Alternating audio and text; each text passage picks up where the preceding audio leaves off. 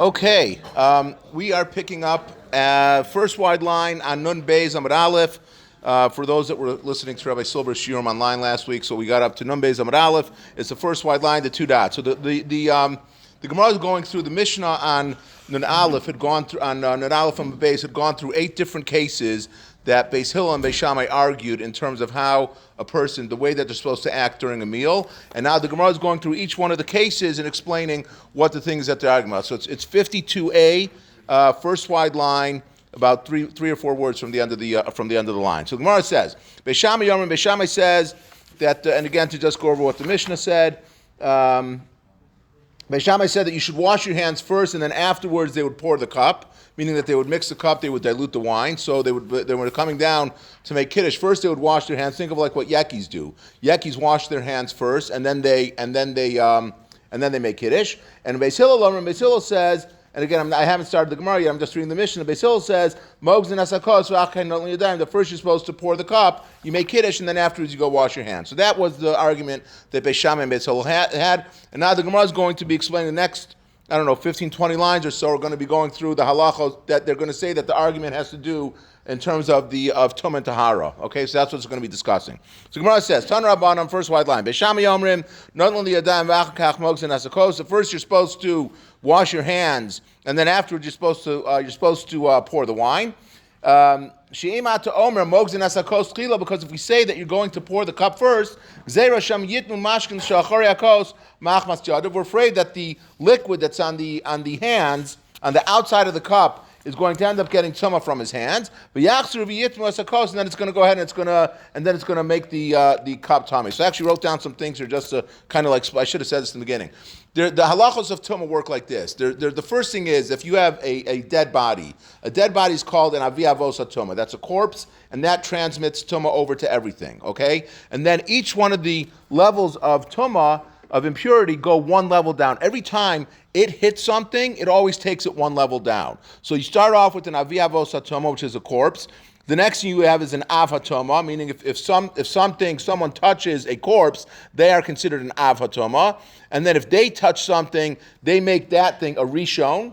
And then if the rishon touches something, it makes it a sheni. And when you're dealing with chulin, when you're dealing with something that's not holy, that's where it stops. Okay, it doesn't go any further than that. It stops at sheni, and that's the end of it. It's possible that if you have something that's dealing with kachim, like you have truma, or you have kachim, which are dealing with something that have holiness to them, then you can have like a shlishi and a revi. But right now, for like in terms of just like regular non-holy things, it stops at a sheni. It goes down one level. The liquids are the exception. If you have a liquid that touches something, it kind of shoots it back up again, another level up. And the reason why is because the reason that liquids are tummy is because we learned it out from a zav, someone who was impure, and we said that all of the liquids that come out from a zav can all make someone tummy. So because we're afraid of that, the Rabbanan said in order to place an extra stringency on it, this is not Doraisa, this is just Rabbanan, not just, but it's Rabbanan, but to place an extra stringency, if a liquid touches something, let's say Rishon touches a Sheni, and that Sheni is a liquid, okay? The liquid, even though normally it would stop right there and it wouldn't be able to transmit too many further, the liquid shoots it back up again to Rishon, okay? So that's when it comes to liquid. And the last thing that to know about is that our hands are considered to be a Sheni, okay? There's a concept that even if the rest of our bodies are pure, that's why we wash our hands before we eat something, because we're afraid that you're going to invite your neighbors, the Cones, over for a meal who are keeping halachos of truma. So we're afraid that you're going to serve them something that is tameh. So therefore, we always say that your hands, even though the rest of your body may be pure, your hands have this concept that they can become impure. So we wash our hands beforehand. So hands are always considered tasheni. So just again, so Beis Shammai says that the reason why you're supposed to first you're supposed to wash your hands and then you're supposed to pour the wine is because we're afraid that the cup is going to become tameh, and then it's going to make your hands tameh when you touch it, and then you're going to transmit tumah to the cup. So the Gemara says, so why don't we say that the hands themselves should transmit tumah? Why do you have to do this two-step process where you say that the liquid gets on the cup and then the cup's going to make you tameh? Why don't you just say that you yourself touch the cup and the cup is going to make you tameh? Why do we have to say that you had liquid that made you tameh? The Gemara answers, Yadayim Shniyosem, because as we just said, that if someone has hands that were not washed, they're considered to be a sheni. Ve'ein sheni osa shlishi b'chulin elei de mashkin. And like we just said before, that the only time that you could have that that a sheni can make a shlishi is only in the case of liquids. But if it's not went through puberty. If it's not liquids, then it's not going to be a problem. So Gemara says Veis Hillel Omrim. Mogzin asakos v'achakach not only dime. The first you're supposed to pour the cup of water that you make kiddush first. You pour the cup of wine, and then afterwards you wash your hands. Why? She'ima to omer not only dime tchilo, because if you're going to say that you should wash your hands first before you drink the wine, we're afraid that if someone's going to wash his hands, he's not going to dry them well. He's going to touch the cup then. The cup sits on there, and then his hands are going to become, the liquid is going to make his hands tameh, and what's going to end up happening, the liquid from the cup that's impure is going to now make his hands tameh. So the Gemara is going to explain on the next Amud what the basis of the machlokas is between Beis Shammai and Beis Hillel. So Gemara asked the same question that we asked on Beis Shammai. Why don't we just say directly that the person's going to pick up the kos and the kos is going to make his hands tummy? Why do we have to say that his hands are going to be wet? The wet hands are going to touch the cup and then the liquid's going to make him tummy. Why don't we say that why don't we just say that the cup itself is going to make him tameh? So Gemara says, "Ein kli mitami adam," because the rule is when it comes to hilchos toma that a vessel, is not able to make a person tameh. So Gemara asks, "V'nitmi l'mashkin shebesocho." So why don't we say if you're afraid that he's going to touch the cup, he's going to make it tameh, then why is he going to make the liquid inside the cup is also going to become tameh, right? Because if the cup is tameh, you would think that the liquid that it's holding is also going to become tameh. So Gemara says, not so fast. We have a Mishnah in, I believe it's in Kalim, that says that that's not the case. Why? That hacha b'kli shenitmu achrav mashkin askin. We're talking about a vessel where the outer part of it, and think of it like a stem, maybe.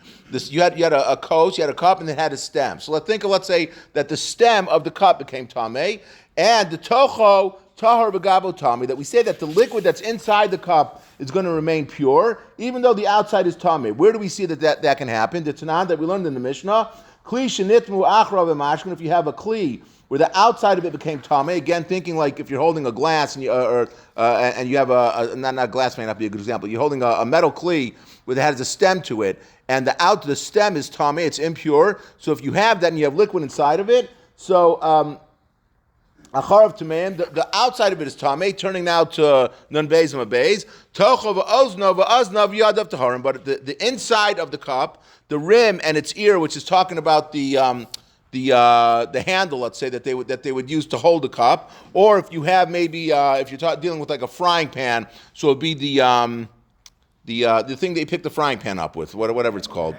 Thank you, handle. It's English is not my first language. So those things stay tahar, even though the vessel itself was tameh. So you see that there's this concept that the liquid inside the cup can remain tahar. So which is why Beis Hillel says you could still drink the liquid even if the outside of the cup is going to remain tameh. It's still going to be tahar. Okay, it's tumah and tahar. It gets a little bit. We're going to get back to like Berachos stuff in a little bit. Okay, so now the Gemara is going to explain what's the basic the machlokas between Beis Hillel and Beis Shammai. What are they arguing on? So what's the argument? So Beis Shammai savri asur l'shtamish b'kli shenitmu achar b'mashkin, that you're not allowed to use a vessel that is tameh through a liquid. We're afraid that the liquid, you're going to pour the cup of wine, and some of the wine is going to spill over onto the cup, and that liquid is going to make it that it's going to become tameh. And we're not afraid because they say that you're not allowed to use a cup that's tameh, because we're afraid that liquid from the cup can pour onto the cup and make it tameh, because if the cup's tameh, then it will become tameh. Because they say you can't do that, so therefore, because we're not afraid that you're going to have the situation, so therefore we say that it's better for you to first wash and then you should go ahead and you can pour the wine. Beis Hillel savri mutar l'shtamish b'kli shenitmu achar b'mashkin. You're allowed to use a vessel which is tameh. So Amrin Nitzotzos Lo Shchichi, because they say that the liquid spilling over from the cup is not usually going to happen. And we're afraid that where's the liquid going to come from? We're afraid the liquid's going to come from you washing your hands and not drying them well, and then you're going to touch the cup, with your wet hands, which is going to generate some sort of tumah. So therefore they say you should first make first make kiddush, first pour the wine and make kiddush when your hands are dry and there's no liquid on the outside of the cup, and then you should go ahead and wash your hands. Which, just as an aside, I think I heard, I was listening to Eli Stefanski was saying this Gemara. I think he said from Rebbe Yashav said that this is a raya that people who, when they make kiddush, they always fill their cups up. And I usually do also. Like you fill your cup up all the way to the top, and then it's like it's a game. Like can you pick it up without how much of your tablecloth are you getting the wine on?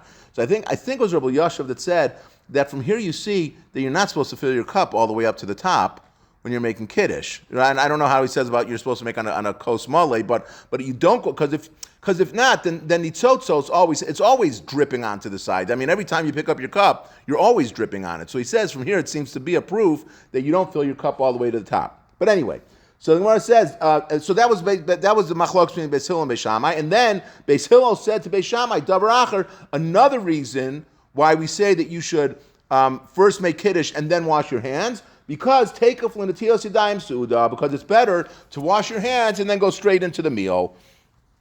So Gemara asks the question, what's going on? My davar acher, what is Beis Hillel? Why did Beis Hillel have to come up with another reason now and say to Beis Shammai, we're afraid that, we're not worried about nitzotzo, so therefore we're afraid that the tumah is going to come from you not drying your hands. Well, and by the way, also, another reason why you should wash second is because it's good to go straight from washing straight into eating your meal. So why do you have to give another reason? The Gemara answers, Hachi Karmel Hu Beis Hillel Beis Shammai. This is what they said to them. This is what Beis Hillel said to Beis Shammai.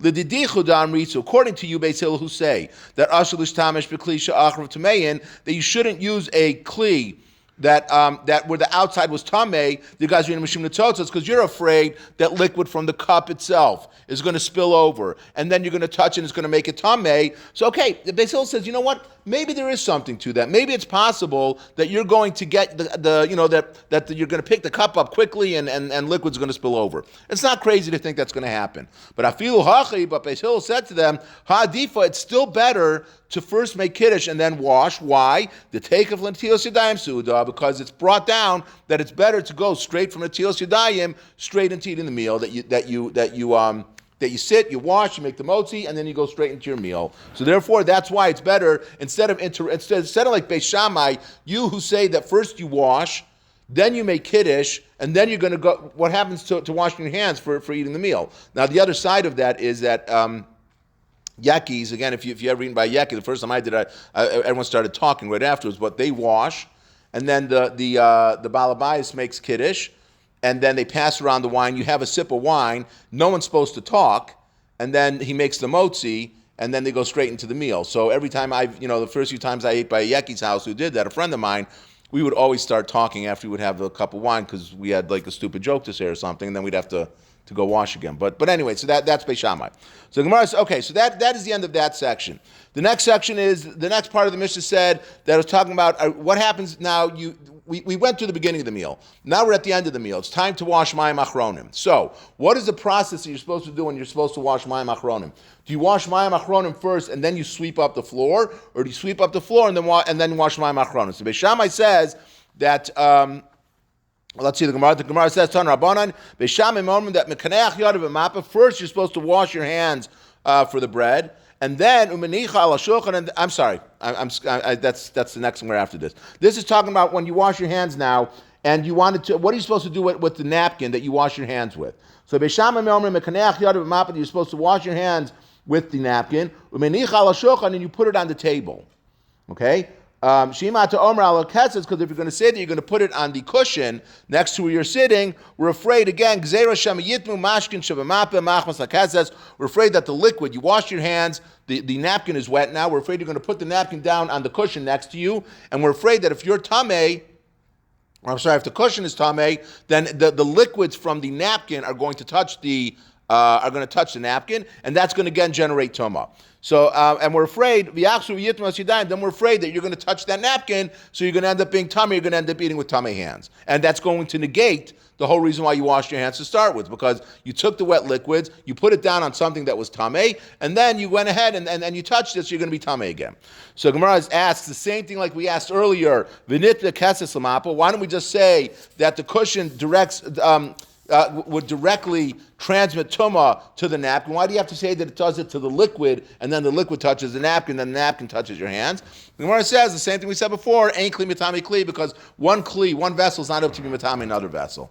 So the Gemara says, why don't we say that the cushion itself is going to make the person tummy? Why do we have to say that he's sitting on the cushion, he's going to touch the wet napkin is going to make him tummy? The Gemara says, ain't kli mitami adam, because the same thing that if you have a kli, which is not an avatoma, again, that top level, then it's not going to be able to make a person tamei. And Beis Hillel says, Beis Hillel omrim, alakasis, that when the person wipes his hands, he should put it on the cushion. Shima to omer al shulchan, because if you're going to say you're going to put it on the shulchan, like Beis Shammai says, Gzeira Shem yitmu mashkin shevamapa machmas al shulchan, we're afraid that the liquids that are on the napkin are going to touch the tuma that's on the table. And then we're afraid that he's going to make the food on the table tamei. So Gemara asks, like we asked earlier, why don't we just say that the shulchan itself is going to make the tuma, is going to make the food that's on, it's going to make it tamei? So Gemara answers, we're talking about a shulchan. It does not mean a second table. It means that we're talking about a table that was a sheni l'tuma. So remember, once it's at a sheni, it stops. It doesn't go any further than that. So we're talking about the only time that you could have that, like we said earlier, the only time you could have that Isheni makes a shlishi, it doesn't happen by chulin unless it was a liquid, because again, remember, a liquid shoots it back up one level above for a gzera d'Rabbanan. So Gemara says, what is the argument between Beis Shammai and Beis Hillel? Gemara answers, Beis Shammai savri asur lishtamesh b'shulchan sheni, that you're not allowed to eat on a table that has tumah sheni on it. Why? Gzeira mishum ochlei truma, because again, we're afraid that you're going to invite your neighbors over who are kohanim. They're going to come into the house, and if the table is a sheni, even though it can't make chulin tameh, it can't do anything else for chulin. It stops right there. But for truma, for people who are eating truma, it could make a shlishi. So we're afraid if you have this tumah that's a sheni on the table, then it's going to make and you're going to have people over who are keeping. Who can only eat truma, who are eating truma, it's going to make them tamei. Beis Hillel savri motilish tamish b'shulchan sheni, because ochlei truma is reason him, because the people who are eating truma are very careful. They know when they come over to someone's house who's not a kohen, they know to ask, because they know that they have truma in their house, and they know that they want to eat it b'tahara, so they know to make sure to find out from the person that they're eating by, hey, is there anything that's tamei on the table right now that I need to be careful about?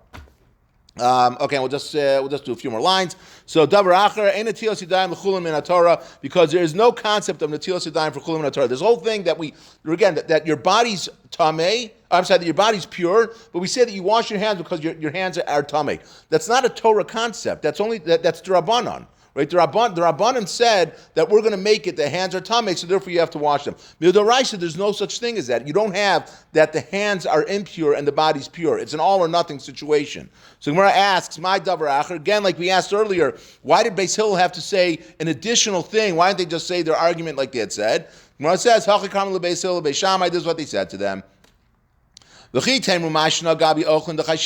you're going to say, what is it that we're worried about by food? Because we say that we're afraid that the food is going to become tamei from the liquid that's on the table. And why is it that by hands we're not worried, right? You're only worried about putting it on the table. But if you have it on the cushion, you're saying it's not a problem because it's not going to become tamei. But still we say that this is better. Because there's no such concept as netilas yadayim in HaTorah. So it's better that the hands that have no concept of being tamei d'oraisa. Again, there's no partial tumah that you have in the Torah. D'oraisa, it's all or nothing. You don't have that your body's one way and your hands are another.